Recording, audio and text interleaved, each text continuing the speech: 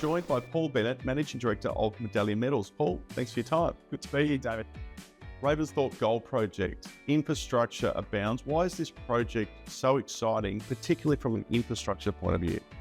So we've got a significant resource de-risked, ready to go in Ravensthorpe at the moment.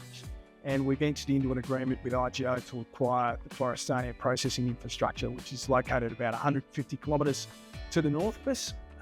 Combination of those two assets. So bringing Ravensthorpe resources together with Forrestania infrastructure creates the opportunity to create a new gold copper producer in WA for relatively modest capital and in a pretty short time frame.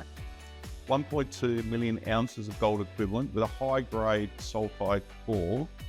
How does this project stack up in terms of its development pathway?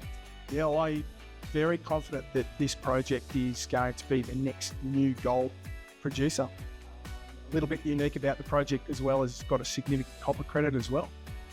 So the combination of that asset and the mineral resources means that we can progress to production very quickly. Minor modifications required on that plant at Forrestania. Most of the permits are in place, so we are looking at within the next 12 to 18 months being at steady state production, which is forecast at around 80,000 ounces per annum on a gold equivalent basis. Sitting with an NPV of 443 million, an IRR at 87%, which is outstanding. How do the economics stack up at today's gold price? Well, it does generate high margins, this project. It's got an all-in sustaining cost of $80, 2,300 an ounce, and that is net the byproduct credit, so taking into account that copper credit, which is significant. So it's very robust at current prices. It was certainly robust. Those numbers that you relayed then were based on the base case assumptions in the feasibility study. You run a spot scenario, and that really does turbocharge those metrics. And a capital light development pathway. Yeah, that's right. That makes it easier for capital markets, for our investors to understand. Relatively modest capital relative to our market capitalisation. Can you talk about how you're leveraging that Forrestania infrastructure? Yeah, so at Forrestania at present, fully functioning sulfide flotation plant. It is on grid power.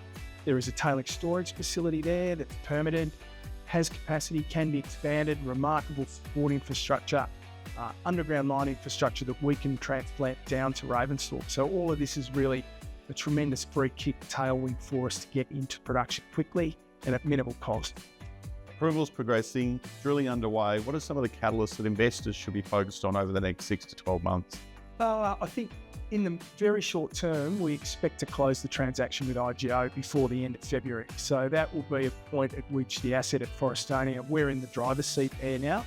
And one of the things that we will start to talk about, you'll hear a lot about from us over the coming months and weeks, is that the gold opportunity at Forrestania itself is significant. And we'll begin to discuss that. We'll cleanse some historic drill holes, upgrade some historic mineral resources to JORC compliance, and start drilling on the best of an array of targets there. So as that becomes better understood in the market, I think that's something to keep an eye out for. High grade, strong economics, and a clear path towards development and production. Exciting times ahead for Medallion and shareholders. Paul, thanks for your time. Thanks, David.